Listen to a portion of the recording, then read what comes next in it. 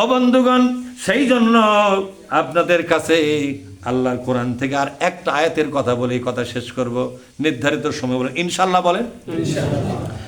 আল্লাহ পাক বলছেন সূরা আনামের 50 নম্বর আয়াতটা একটু ভালো করে দেখবেন বাড়ি গিয়ে।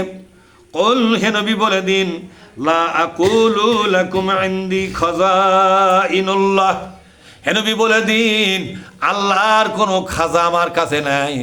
খাজা মানে ধন সম্পদের ভান্ডার। আমাদের দেশে একটা গান আছে না, আল্লাহর ধন নবীকে দিছে, আল্লাহ গেছে গায়ে ভায়া, নবীর ধন খাজাকে দিয়া, নবী শুয়ে আছে মদিনায়। আছে না গান? হাই রে, কি সর্বনাশা গান! এরকম গান মদিনাতেও ছিল। কোথায় ছিল তোর কথা কন না একেবারে? কোরআন নাজিলের সময় এরকম একটা মনোভাব ছিল, নবী হলে তাকে আল্লাহর দুনিয়ার সম্পদের মালিক হওয়া লাগবে, যাকে ইচ্ছা তাকে বড়লোক বানিয়ে দিবে, যাকে ইচ্ছা তাকে গরিব বানিয়ে দিবে, সম্পদের মালিকানা তার থাকা লাগবে। আল্লাহ পাক প্রতিবাদ করে বললেন, নবী বলে দাও সম্পদ বন্টন আমি নবীর দায়িত্ব নয়।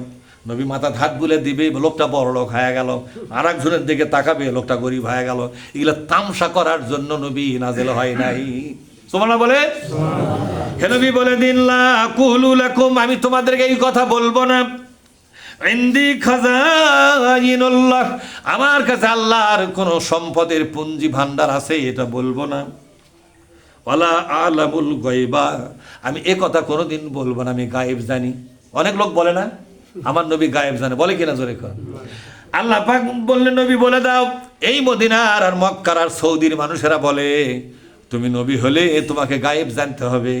নবীরা বলে গায়েব জানা লাগবে। এটা খালি বাংলাদেশের দাবি মনে করছে, সৌদি আরবের লোকের দাবি ছিল তুমি নবী, তুমি গায়েব জানো না। কে গায়েব জানো না? তুমি নবীই নয়। নাউজুবিল্লাহ বলে। যে নবী গায়েব জানে না সে কিসের নবী? আর সব কি কথা এটা?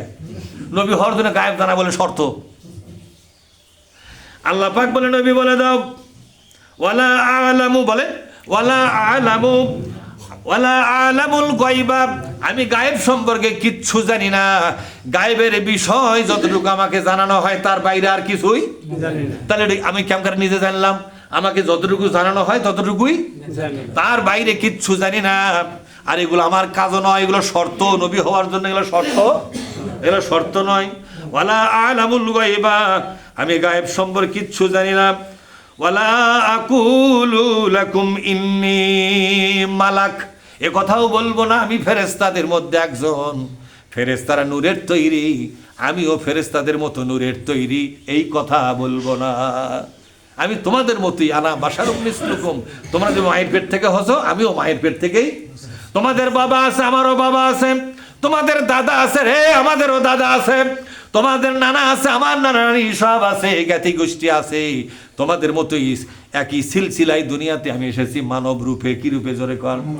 আমি ফেরেশতার মতো নূরের তৈরি কোনো মানুষ নয়। প্রতিবাদ করতেছে আল্লাহ পাক।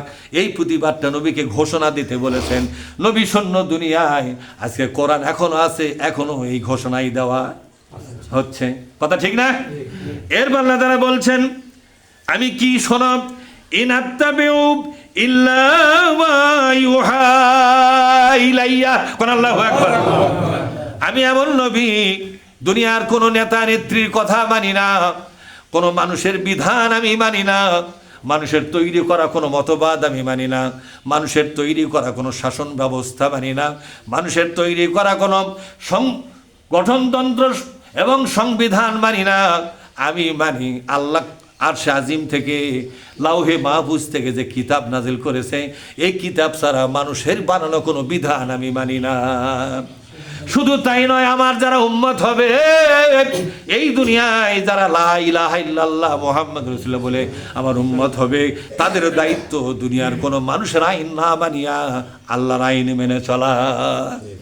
আল্লাহর আইন যদি না মানো, তোমাদের ঈমান থাকবে না, ইসলাম শূন্য হবে, মুসলমানিত্ব বাতিল হবে। কার কথা?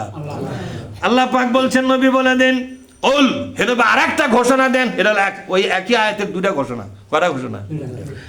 ওই ঘোষণা শেষ, ওই একই আয়াতের আরেকটা ঘোষণা। ওল হে নবী আরেকটা ঘোষণা দিন,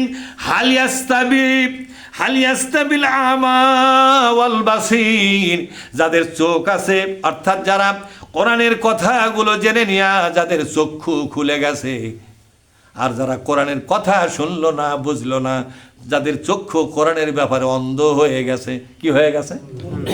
অন্ধ বোঝেন? এই চোখ কানা এটার নাম অন্ধ? না না না না না, এর নাম অন্ধ নয়। এই কথা সূরা বনি ইসরাঈল আল্লাহ বলেছেন, ওমান কানা ফি হাযিহি আমা, বলেন ওমান কানা ফি হাযিহি আমা। এই কোরআনের জ্ঞানের ব্যাপারে অন্ধত্ব যাদের আছে, যারা নিয়মিত কোরআন শোনে না, কোরআন বোঝে না, কোরআন বৈঠকে বসে না, এরা হলো কোরআনের ব্যাপারে কানার বাচ্চা। কিসের বাচ্চা? এরা কোরআনের ব্যাপারে কানার বাচ্চা। কিয়ামতের দিন আল্লাহ তাদের চোখটা উপরে ফেলে দিবে। কি ফেলে দিবে? ফাহুয়া ফিল আখিরাতি আমা, বলেন ফাহুয়া ফিল আখিরাতি আমা। কিয়ামতের দিন যেদিন কায়েম হবে, এই লোকগুলোর চোখ আল্লাহ উপরে ফেলে দিবে, কপালে কোনো চোখ বলতে আর কিছুই থাকবে না। ও আদাল্লু সাবিলা, জাহান্নামের পথে চলে জাহান্নামী হয়ে যাবে। নাউজুবিল্লাহ পাঠ করে। আল্লাহ পাক বলেন, নবী ঘোষণা দিন, যারা কোরআনের জ্ঞানে জ্ঞানী হলো, কোরআনের আয়াতগুলো দিয়ে জ্ঞান অর্জন করে যাদের চক্ষু খুলে গেছে তারা, এবং যারা কোরআনের জ্ঞানে জ্ঞানী হলো না, এরা কি আল্লাহর কাছে সমান নাকি? কে বলছেন? হালিয়াস্তাবিব, তারা কি কোনদিন সমান? আল্লাহর কাছে মূল্যবান তারাই যারা কোরআনের জ্ঞানে জ্ঞানী হয়ে গেল। সুবহানাল্লাহ পাঠ করে। সব শেষ শব্দ আল্লাহ বললেন, আফালা তাতাফাক্কারুন, তোমরা কি এটা নিয়ে গবেষণা করবে না? এই যে গবেষণা করতে হবে, কথাটা কে বললেন? জোরে কথা। আল্লাহ পাক বললেন। মহাবিশ্বের মালিক আমাদের সকলকেই এই বিষয়টি উপলব্ধি করবার তৌফিক দিন। জোরে কথা আল্লাহুম্মা আমিন। আসসালামু আলাইকুম ওয়া রাহমাতুল্লাহ।